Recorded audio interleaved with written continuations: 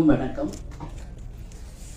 படைத்தலைவனுடைய audio ரிலீஸுக்கு இங்க வந்திருக்கும் பத்திரிகை சகோதரர்களுக்கும் யூடியூப் சேனலை சேர்ந்த அனைத்து சகோதரர்களுக்கும் எங்கள் உயிரில் கலந்த தேசிய முற்போக்கு திராவிட கழகத்தினுடைய அனைத்து நிர்வாகிகளுக்கும் மகளிர் சகோதரிகளுக்கும் மேடையிலே வீற்றிருக்கும் கேப்டனுடைய திரைப்படங்களை டைரக்ட் செய்த மூத்த சகோதரர் கஸ்தூரி ராஜா அவர்களுக்கும், ரமணா படத்தை டைரக்ட் செய்த முருகதாஸ் அவர்களுக்கும், வீரம் இளஞ்சமன் அவரு யாருன்னா கஸ்தூரி ராஜா சார்.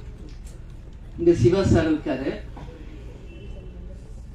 கேப்டனின் தம்பியாக பல ஆண்டு காலம் வாழ்ந்தவர் சிவா.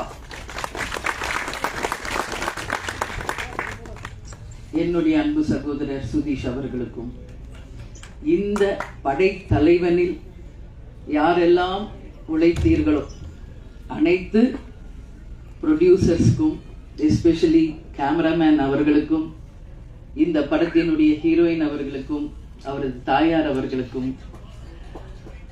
இந்த படத்தினுடைய டைரக்டர் அன்பு அவர்களுக்கும், இந்த மேடையிலே வீற்றிருக்கும் என்னுடைய 2 புதல்வர்களுக்கும், கேப்டன் சார்பாகவும் உங்கள் அனைவரின் சார்பாகவும் என்னுடைய பணிவான வணக்கங்களை தெரிவிச்சுக்கிறேன். தேர்தலில் அரசியல் மேடைகளில் நான் பேசியதை நீங்க எல்லாரும் பார்த்திருப்பீங்க. சினிமா ஃபங்க்ஷன்ல, அதுவும் ஒரு ஆடியோ லான்ச்ல பேசுறது இதுதான் ஃபர்ஸ்ட் டைம். சகாப்தம் படம் ரிலீஸ் ஆனப்போ கேப்டன் இருந்தாங்க. அப்போ என்ன பேச சொல்லி அழைச்சார். நான் சொன்னேன், இல்ல இது சினிமா, அதனால நீங்க மற்றவங்கெல்லாம் டெக்னீஷியன்ஸ்லாம் பேசட்டுங்க, நான் பேசல அப்படின்னு சொன்னேன். மேபி அது தப்போ அப்படின்னு நான் ஃபீல் பண்றேன். ஏன்னா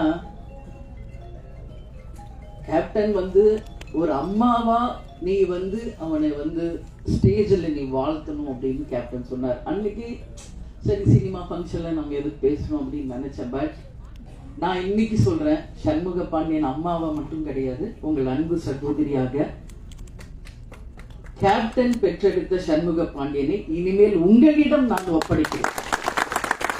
பத்திரிகை நண்பர்களிடமும் தமிழக மக்களிடமும் நான் சினிமா துறையை சேர்ந்த அனைவரிடமும் அவரை நான் ஒப்படைக்கிறேன். எல்லாரும் பேசுவாங்க, நிறைய நான் பார்த்திருக்கேன். கேப்டன் கூட 33 வருஷம் வாழ்ந்திருக்கேன். கேப்டனை பத்தி பேசுறது இன்னைக்கு அவர் மறைவுக்கு பிறகு டெய்லி அத்தனை யூடியூப்ஸ்லும் கேப்டனுடைய பழைய காலிய நினைவுகள், பேச்சுக்கள் எல்லாம் வரும் பொழுது கேப்டன் அப்படி பண்ணார், இப்படி பண்ணார், நிறைய விஷயங்கள் நான் பார்க்கிறேன். கேப்டனுடைய 2 புதல்வர்கள். கேப்டனுக்கு 2 தொழில், ஒண்ணு சினிமா, இன்னொன்னு அரசியல். கேப்டனும் நானும் இது அவங்க 2 பேரும் பிறந்த போதே முடிவெடுத்த ஒரு விஷயம். அப்பாவின் பாதையில், சிங்க பாதையில் அவர்களும் அவங்க அப்பாவுடைய கனவு லட்சியத்தை நிச்சயமாக வென்றெடுப்பார்கள் என்பதுல ஒரு அம்மாவை எனக்கு எந்த டவுட்டுமே கிடையாது. ஏன்னா கேப்டன் நானும் அவங்களை அப்படிதான் வளர்த்துருக்கோம். கேப்டன் சொல்லுவார், சொல்லி சொல்லி வளர்ப்பார். பிரபாவம் அண்ணா தான் என்னைக்கு கடைசி வரைக்கும் அவர் ஒத்துக்கல. அதையும் இன்னைக்கு வரைக்கும் சண்முக பாண்டியன் அதை கரெக்டா கீப் அப் பண்றாரு. ஏன்னா அந்த பாண்டிங், அந்த ரெஸ்பெக்ட், அது இருந்தாதான் நம்ம வாழ்க்கையில ஒற்றுமையாக பல சாதனைகளை செய்ய முடியும் என்பதில் கேப்டன் உறுதியா இருந்தாரு. அதையே பிள்ளைகளுக்கும் நாங்கள் சொல்லி கொடுத்து அவங்களை வளர்த்துருக்கோம். நீங்க எல்லாரும் சொன்னீங்க, டவுன் டு எர்த்தா இருக்காங்க, அப்பா மாதிரியே உதவி செய்யறாங்க, எல்லாரோடையும் சகஜமா பழகுறாங்க அப்படின்னு. இன்னைக்கு இல்ல, இன்னும் எத்தனை ஆண்டு காலம் ஆனாலும் உச்ச நட்சத்திரமாக சண்முக பாண்டியன் அவர்கள் வந்தாலும் இன்னைக்கு எப்படி உங்க அத்தனை பேரிடமும் எளிமையோடும் உங்கள் அன்பு சகோதரர் போல டவுன் டு எர்த்தா இருக்காரோ அப்படிதான் இருப்பார். ஏன்னா சின்ன கை குழந்தை கேப்டன் மேக்கப் போடுவார். 6 மணிக்கெல்லாம் கேப்டன் கிளம்புவார். உங்களுக்கு எல்லாருக்கும் தெரியும். 9 o'clock வித் மேக்கப் ஷூட்டிங்ல இருக்கணும்னா 6 o'clock இறங்கி கீழே வந்துடும் எங்க ரூம் மேல. கை குழந்தை அவனை தூக்கிட்டு நானும் கீழே வந்துடுவேன். ஏன்னா அவருக்கு நான் டிஃபன் கொடுக்கணும், அவருக்கு வேண்டிய எல்லாம் செய்யணும். அப்படியே பார்த்துட்டு இருப்பான் அவங்க அப்பாவை. அப்போ ரொம்ப கைக்குள்ள அழுவான், ரொம்ப ஜாஸ்தி. எதுக்கு இவன் அழுகிறான், மூக்கில் லைட்டா அப்புறம் ஒழுங்கும் அவருக்கு. கிளம்புவாரு ஷூட்டிங்க்கு. நான் சொல்றேன் அதெல்லாம் எனக்கு நினைச்சா எந்த சந்தோஷமும் கிடையாது. மூக்கில் ஒழுங்கும், மேக்கப் போட்டிருப்பாரு, ட்ரெஸ் போட்டிருப்பாரு, வண்டி ஏற போகும்போது அப்படியே வந்து தாவான். அப்படியே அழகா அந்த மூக்கை தொடச்சு விட்டு கண்ணை தொடச்சு விட்டு ஒரு முத்தம் கொடுத்துட்டு தான் போவார். அதே மாதிரிதான் விஜய் பிரபாத். ஏன் அதை சொல்றேன்னா, ஒரு அப்பாவாக அவ்வளோ ஒரு ஆசையா பிள்ளைகளை வளர்த்தார் கேப்டன். இன்னைக்கு 2 பேரும் இன்னைக்கு அவங்க அப்பா இல்லாதத ரொம்ப ரொம்ப ரொம்ப மிஸ் பண்றாங்க. இங்க கேப்டன் இல்லைன்னு நான் நினைக்கவே இல்லை. இங்கதான் இருக்காரு கேப்டன். இந்த ஆடியோ ஷோல இன்னைக்கு ஆடியோ லான்ச்ல இங்கதான் கேப்டன் இருக்கார், நம்மோட தான் இருக்கார். அதுல எனக்கு எந்த மாற்று கருத்தும் கிடையாது.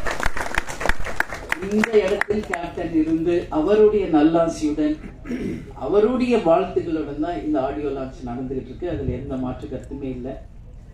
அதே மாதிரி சண்முக பாண்டியனை பாத்தீங்கன்னா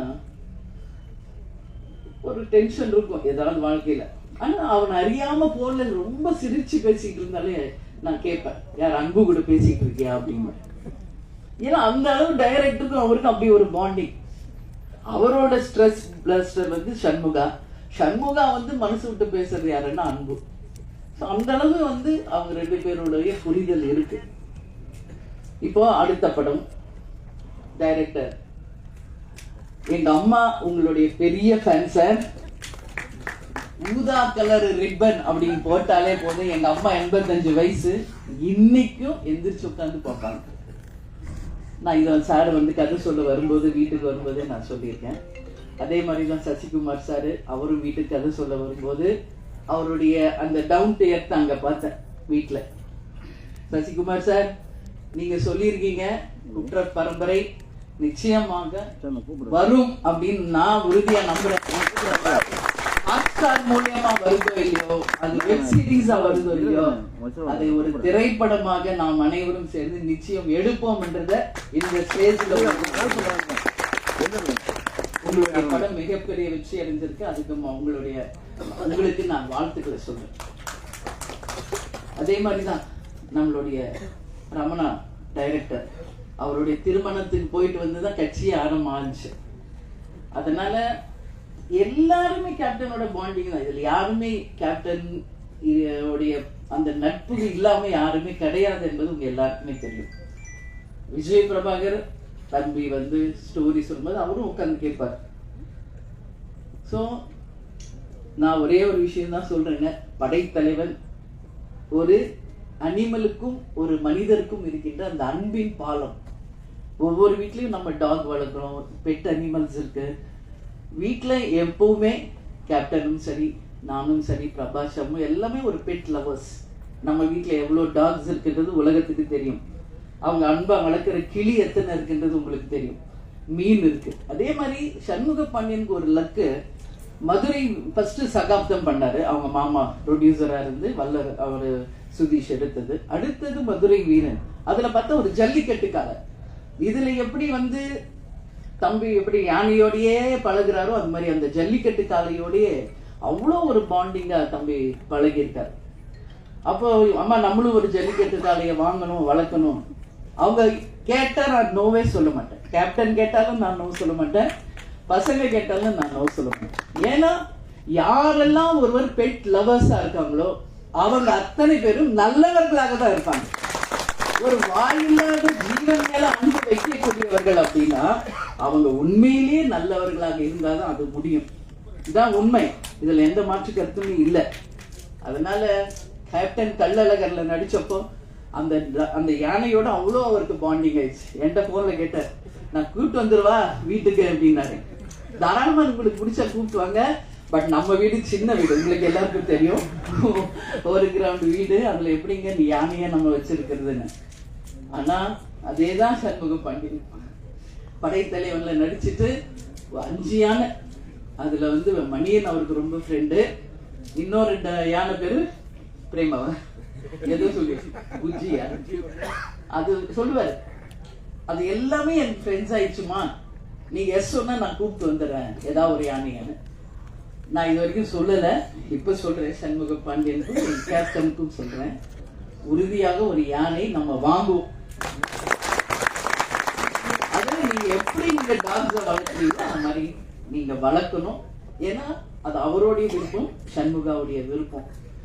இன்னைக்கு அதை நான் ஒரு விநாயகருடைய அடையாளமா தான் பாக்குறேன். முருகர் எப்பயுமே அண்ணன் கணேசாவை கும்பிட்டுட்டு தான் எந்த ஒரு விஷயத்தையும் தொடங்குவார். அதே மாதிரிதான் இவங்களும் சண்முகாவும் விஜய் பிரபாகர் கிட்ட சொல்லி அந்த அன்போட அவர்கிட்ட பிளெஸிங் வாங்கி தான் கிளம்புவார். அந்த மாதிரி ஒரு அன்பு அவங்களுக்குள்ள சின்ன வயசுல இருந்தே இருக்கு. அதனால நிச்சயமாக இந்த படம் மிகப்பெரிய வெற்றி படமாக மாறும். அன்பு சொல்ற எவ்வளோ ஸ்ட்ரகிள்ஸ் இந்த மூவி ரிலீஸ் ஆகி எனக்கு தெரியும். பொங்கல் வெளியீடுன்னு போட்டாங்க. நான் அப்போ கூட சொன்னேன் விரைவில் போடுங்க. இல்ல கண்டிப்பா வந்துடலாம் மேடம். சரி, உங்க நம்பிக்கை. அதுக்கப்புறம் என்னெல்லாம் நடந்தது என்பது எல்லாருக்கும் தெரியும். ஒரு திரைப்படம் எடுத்து முடித்து அதை ரிலீஸ் பண்ணதற்கு எல்லாரும் சப்போர்ட் பண்ணுங்க. கேப்டன் எத்தனை பேருக்கு எவ்வளவு சப்போர்ட் பண்ணியிருக்காரு, எவ்வளவு திரைப்படங்களுக்கு சப்போர்ட் பண்ணியிருக்காரு, எத்தனை டெக்னீஷியன்ஸுக்கு சப்போர்ட் பண்ணியிருக்காரு. ஒரு படம் ரிலீஸ் ஆனதான் அதை நம்பி வாழ்கின்ற அத்தனை ஆயிரம் குடும்பங்கள் நல்லா இருக்கும். அதுல எந்த மாற்று கருத்தும் கிடையாது. சினிமா நல்லா இருந்தா அதை நம்பி இருக்கிற ஆயிரக்கணக்கான மக்கள் நல்லா இருப்பாங்க. அதுல நாங்க உறுதியா இருக்கோம். கேப்டன் கூடயே இருந்து சினிமானா என்ன என்பது நாங்க நல்லா உணர்ந்திருக்கோம். நிச்சயமாக கேப்டன் விட்டுட்டு சென்ற அந்த இடத்தை அரசியலில் விஜய் பிரபாகரும், சினிமா துறையில் சண்முக பாண்டியனும் கேப்டன் மாதிரி இருந்து நிச்சயமாக அனைவருக்கும் அதே மாதிரி இருப்பாங்க என்பது எந்த மாற்று கருத்தும் யாருக்கும் வேண்டாம். எனவே நிச்சயமாக இந்த படம் மிகப்பெரிய வெற்றி படமாக அமைய வேண்டும் என்று கேட்டுக்கொண்டு, கேப்டனுடைய ஆசீர்வாதத்தோடும் இங்கு வந்திருக்கின்ற அனைத்து நல்ல ஒழுங்கலினுடைய ஆசீர்வாதத்தோடும் படைத்தலைவன் மிகப்பெரிய ஒரு வெற்றி படமாக அமையணும் சொல்லி கேப்டனையும் கடவுளையும் நான் வேண்டிக்கிறேன். மீண்டும் மாபெரும் ஒரு வெற்றி விழாவில் உங்களை சந்திப்பேன் என்று கூறி உங்களிடமிருந்து விடைபெறுகிறேன். நன்றி. இந்த படைத்தலைவன் மேடை பல சந்தோஷமான நிகழ்வுகளை நிகழ்த்தியுள்ளது. வந்திருந்த அனைவருக்கும் நன்றி. இப்போது இசை வெளியீடு, சிறப்பு விருந்தினர்கள் வெளியிட படக்குழுவினர்கள் பெற்றுக் கொள்வார்கள். மீண்டும் அடுத்த தருணத்தில் சந்திப்போம். நன்றி, வணக்கம். விஷுவல்ஸ் அப்படியே இருங்க. போட்டோ எடுத்ததுக்கு அப்புறம் விஷுவல்ஸ் எடுத்துக்கலாம்.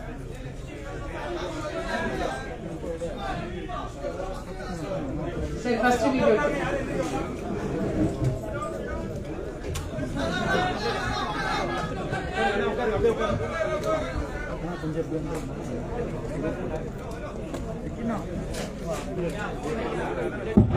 படத்தோட டீம் எல்லாம் அசிஸ்டன்ட் டைரக்டர்ஸ் எல்லாரும் ஸ்டேஜ்க்கு வந்துருங்க.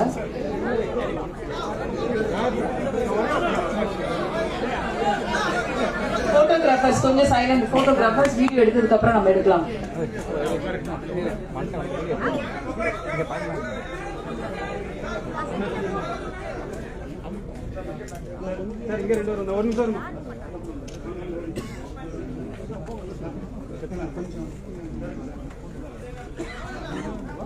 நான் சொன்னேன்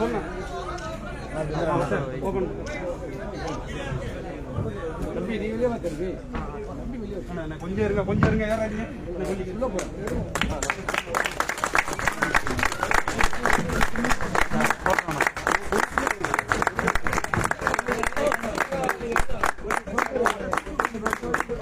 ஓகேம்மா. போட்டோகிராஃபர்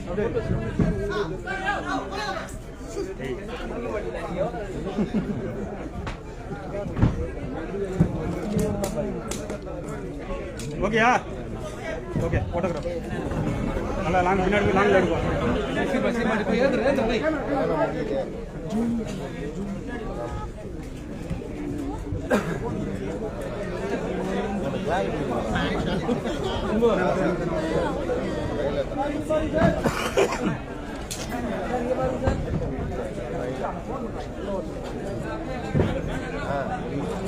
ஓகேப்பா ரமேஷ், ஓகேயா?